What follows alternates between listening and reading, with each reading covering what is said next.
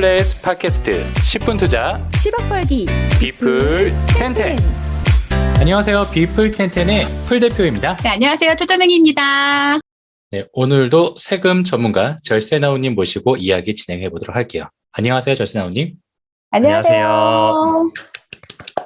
네, 오늘 어떤 이야기 나눠주시죠? 네, 오늘은 지난주 6일에 기재부에서 2021년 세법 개정 후속 시행령 개정안을 발표를 했습니다. 그래서 이 내용을 알려드릴 건데요. 제목이 좀 이제 긴데요. 이거는 2021년에 세법이 국회에서 개정되고 나면은 이 세법보다 조금 더 구체적인 내용을 담고 있는 세법 시행령이 개정된 세법에 맞춰서 같이 동시에 개정되어야 됩니다. 그래서 이번 개정안은 이 세법 시행령의 개정안을 발표한 것이라고 보시면 됩니다. 그럼 지난해 개정된 세법의 구체적인 적용 방법이 개정안에 나와 있겠네요. 네, 맞습니다. 예를 들면 이런 건데요. 작년 12월 8일부터 1세대 1주택 비과세 기준이 9억 원에서 12억 원으로 올라가게 됐죠. 그래서 세법은 이미 모두 개정되어서 공포가 이루어졌고 이미 시행도 되고 있습니다. 그런데 12억 원 이상 고가주택을 양도한 후에 양도세 계산 때문에 세법 시행령을 한번 찾아보신 분이라면 약간 좀 이상한 점을 발견하셨을 텐데요. 왜냐하면 1세대 1주택 고가주택의 구체적인 양도세 계산 방법이 이제 시행령에 나와 있는데 이 시행령에는 아직도 9억 원을 기준으로 양도세를 계산하도록 되어 있기 때문에 약간 좀 이상하다고 느끼셨을 겁니다. 그럼 법은 이미 12억으로 바뀌었는데 시행령이 아직 9억 원으로 되어 있으니까 법과 시행령대로 양도세 신고하시려고 했던 분들은 좀 헷갈렸을 수도 있을 것 같은데요? 네, 맞습니다. 저도 양도세 신고 때문에 시행령 원문을 찾아보다가 이거 시행령은 빨리 개정되어야 되겠다라고 생각을 하고 있었는데요. 이번에 정부가 발표한 시행령 개정안에 이런 내용들이 다 같이 포함되어 있습니다.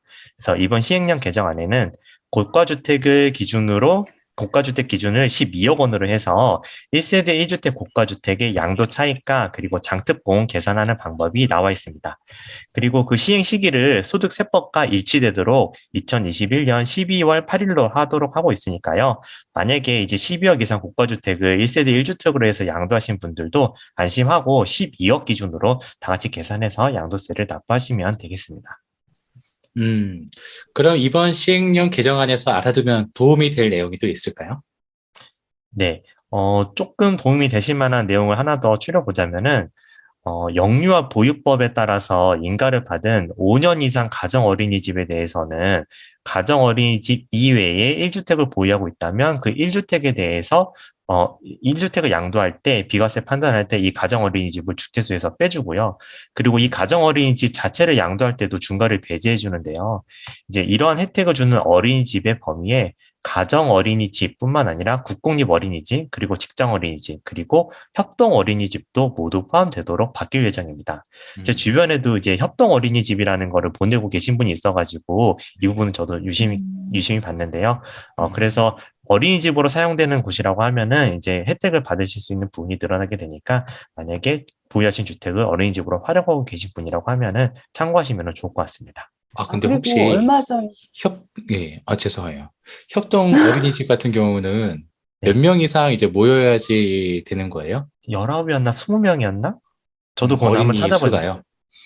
그 부모님 기준으로 어린이 수죠, 그러니까. 네, 어린이 수가.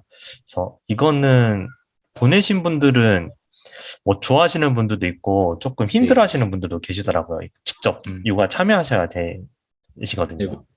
네, 맞아요. 요즘에 이제 어린이집 수가 워낙에 부족해서 이제 막 되게 당첨되기가 되게 힘든 부분이잖아요. 아파트 청약보다도. 그래서 그런 부분이 있다 보니까 이제 협동 어린이집을 꽤 많이 하시더라고요. 네. 그래서 이 부분도 그 부분에 들어가는지는 몰랐었었는데, 이게 있다 한다면은 뭐 해당이 되는 분들한테 이야기를 해줘도 괜찮을 것 같다라는 생각이 들어서 한번 물어봤습니다. 네네. 곧 있으면 어린이집 설립하실 것 같아요. 그리고 얼마 전에 임대료를 5% 이상 안 올리면 1세대 1주택 비과세 요건에서 실거주 1년을 인정해 주겠다는 내용을 정부가 발표했었잖아요. 이 부분도 이번 시행령 개정안에 반영이 되어 있을까요?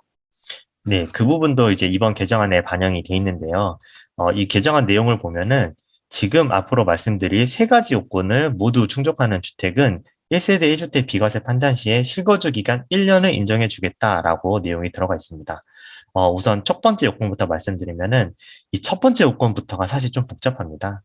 첫 번째 요건은 우선 직전 임대차 계약 대비 임대보증금 또는 임대료의 증가 비율이 5%를 초과하지 않는 이른바 상생 임대차 계약을 체결해야 되고요.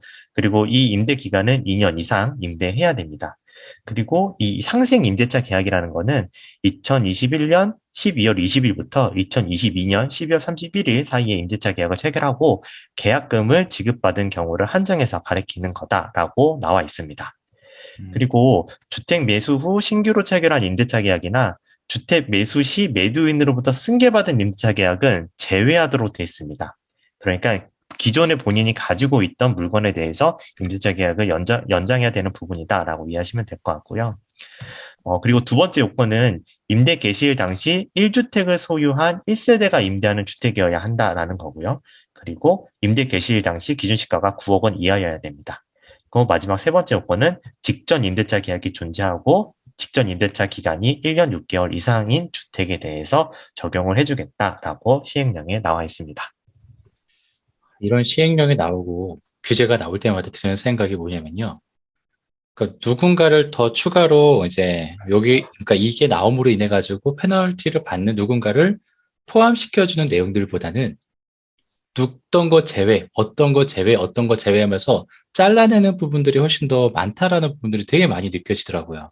그래서 이걸로 인해 가지고 분명히 또 피해를 보는 분들이 또 분명히 있었을 텐데, 그래서 항상 나오는 규제마다 조금 그런 부분이 있다 보니까 그냥 좀 내심 마상 나올 때마다 좀 받는다라는 생각이 좀 들긴 하는데, 네, 어쨌든 네, 임대차 3법에 따라서 처음으로 계약갱신 청구권을 행사한 전세 물량이 일단은 올해부터 순차적으로 전세 기한이 만료된다는 것을 좀 의식하고 나온 개정이라 생각이 드네요. 네, 맞습니다. 그래서 임대차 3법에 직접적인 영향을 받는 물건들이 올해부터 나오게 될 텐데, 이 부분에 대해서 약간 좀 혜택을 주는 듯한 이제 시행령 개정 아니긴 한데요. 사실 요건도 굉장히 복잡하고 어느 정도 실효성이 있을지는 한번 지켜봐야 될 것 같습니다.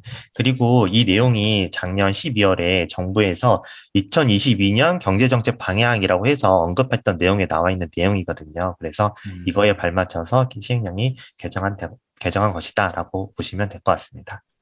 네.